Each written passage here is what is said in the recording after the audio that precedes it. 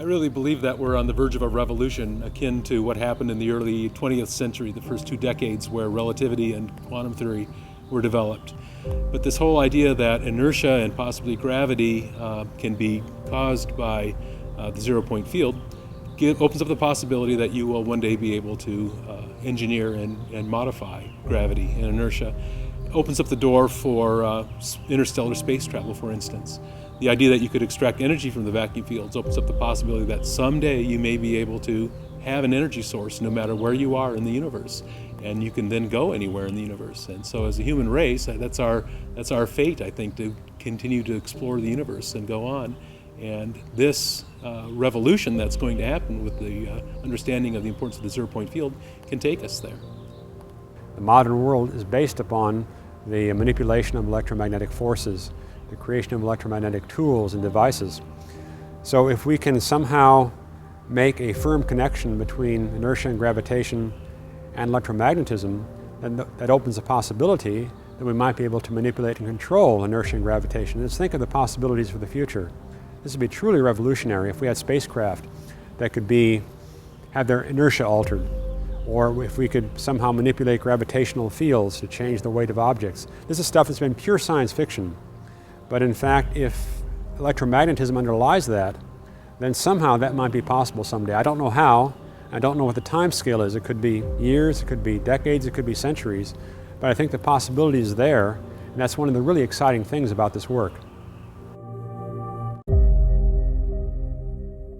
Richard Feynman tells the story of, as a young boy, pulling his wagon and seeing a ball that was lying in the wagon roll to the back of the wagon, and it caught his attention. He asked his father, why did that happen? Why did the ball roll backwards? And his father wisely told him that if you notice, the ball didn't roll backwards. The wagon moved forward, and the ball stayed where it was. We don't understand why it does that, but we have a name for it. We call it inertia. But if I'm standing on a train and it takes off with a jerk and I end up flat on my back, it's as if some 200-pound guy came and knocked me down. So what is it that actually knocked me down? When you say mass, you mean inertial mass. You know, you don't need to explain inertia because it's inherent mass. Okay? Well, but you can always ask why, you know? The real thing that we measure are forces. So when you ask what is mass, well, really, the more fundamental question is what is inertia? And there are other explanations for perhaps what is mass, for instance, the Higgs mechanism. And, but the Higgs mechanism doesn't explain why there's inertia. Mass really is kind of a bookkeeping device. It's a way that we account for the resistance a particle will have to acceleration, but it's not an intrinsic thing. It's something that is characterized by interactions of the particle with the zero-point radiation field.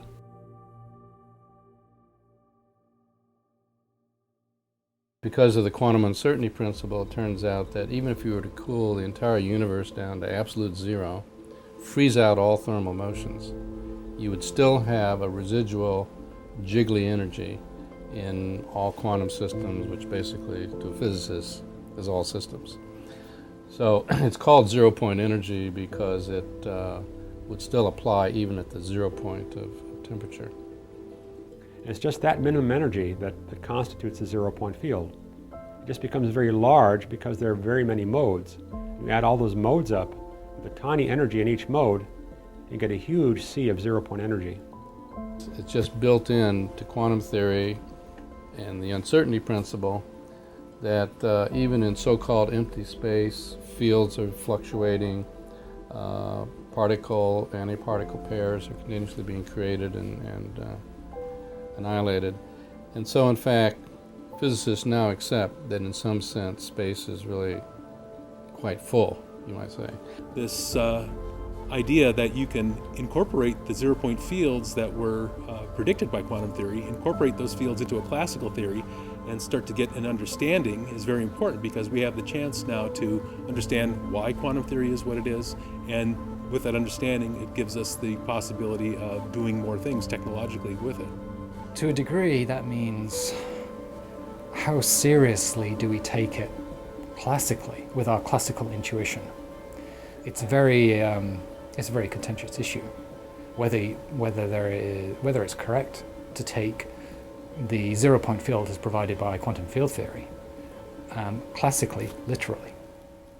It's certainly true that the energy and the effects associated with the vacuum fluctuations, whether the vacuum fluctuations themselves are real or virtual photons, everybody agrees that the energetic effects are real.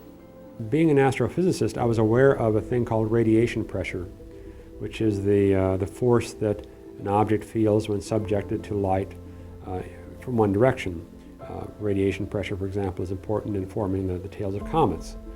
So I had this kind of a vague idea that there may be some connection between the zero-point field and radiation pressure of the field that might have something to do with inertia.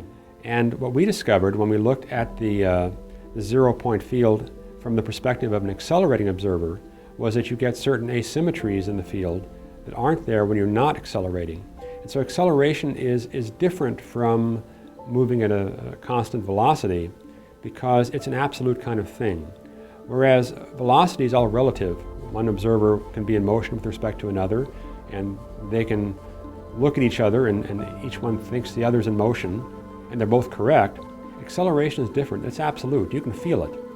And so something very different happens when you look at the zero-point field from an accelerating reference frame than from one that's fixed or moving uniformly through it. So you have an asymmetry, okay? It's kind of a little subtle, the asymmetry appears. And then that asymmetry is what gives you the source for that force. So that's clear, in my opinion. In 1998, when we had a NASA contract, some time to devote to studying the zero-point field, was to look at how the field appears when you go from a non-accelerating to an accelerating coordinate system. And to do that, we just followed some very standard mathematics you can find in any advanced textbook on electrodynamics. So we transformed electromagnetic fields from a non-accelerating to an accelerating reference frame.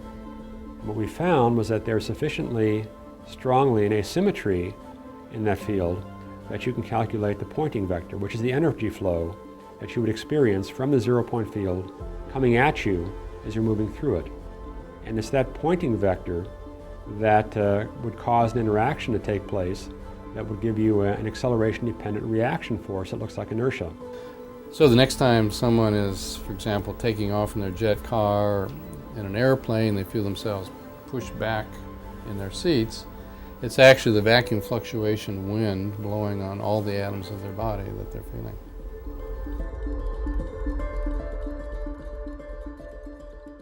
What I find really exciting about this line of investigation is that there are a whole lot of different kinds of insights that seem to be implicit in this way of looking at the basic properties of matter that give us a new view of some of the quantum mysteries and even the origin of other fundamental properties. For example, with this zero-point field conceptualization, we appear to have an understanding of inertia. What is the basis for the quantum fuzziness of matter?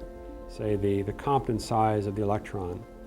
Why does it have that? That in the context of this theory, there's a very specific physical interaction with the zero-point field that tends to spread out where a point-like particle will be. And it's that very same interaction, when it takes place in an electric field, it generates kind of a helical motion that looks very much like spin. Then one by one we begin to understand why quantum theory is what it is. We understand why perhaps the black body spectrum is what it is. We understand why perhaps atoms are stable against radiative collapse. Every bit of matter has a de Broglie wave. What is it?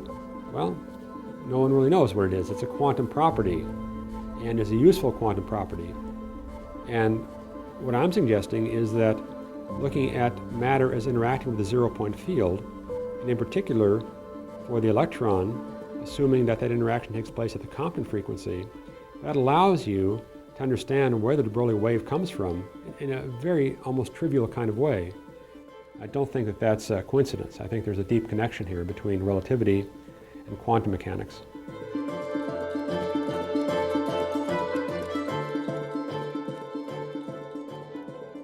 And Any experiment you do in a gravitational field could also be done in an accelerated reference frame, like a rocket lifting up at 1g of acceleration.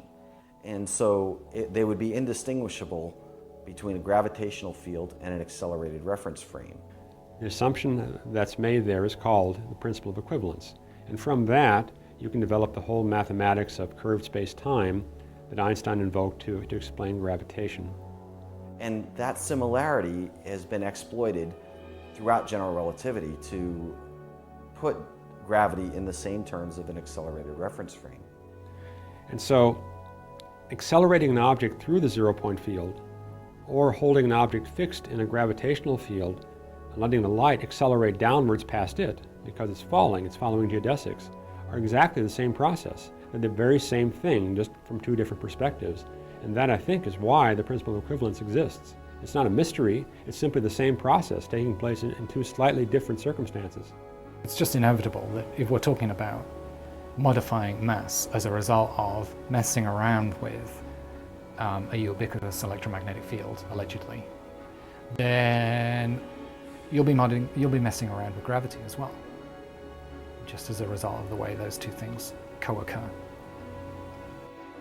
And in that sense, we may be able to modify gravity or mimic it, which is a little different than actually generating artificial gravity, but generating an electromagnetic effect that has the same apparent effects as gravity. We can see that gravity and electromagnetism can be indeed unified in a very consistent way. Gravity has so much trouble in these other theories, and is particularly in a quantum theory, in my view, because it's not a separate force. In fact, it's already unified with electromagnetism. In fact, gravity is just an aspect of electromagnetism. So we have to move forward on the absolute belief that the space-time manifold can be affected by EM radiation in an efficient manner.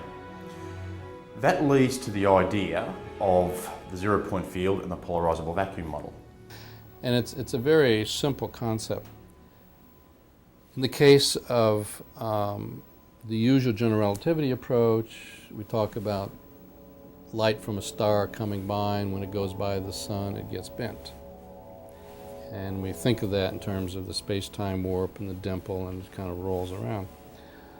But another way of looking at it is that, because we know how light gets bent ordinarily in the laboratory, it's put it through a lens. And so another view, and there's a long history of this approach as well, is that the sun and the planets and so on, in effect, change the refractive index of the vacuum. And in fact, the refractive index is higher toward the sun than it is further away. And therefore, again, you would predict that as the light ray comes by the sun, because it's entering a region where the refractive index is higher toward the sun, that would account for its bending. So in that sense, just following Einstein's path, we can easily accommodate the zero-point field and explain something that, in a sense, general relativity does not. It doesn't explain where the weight of an object comes from. It explains why you would orbit around an object following a geodesic.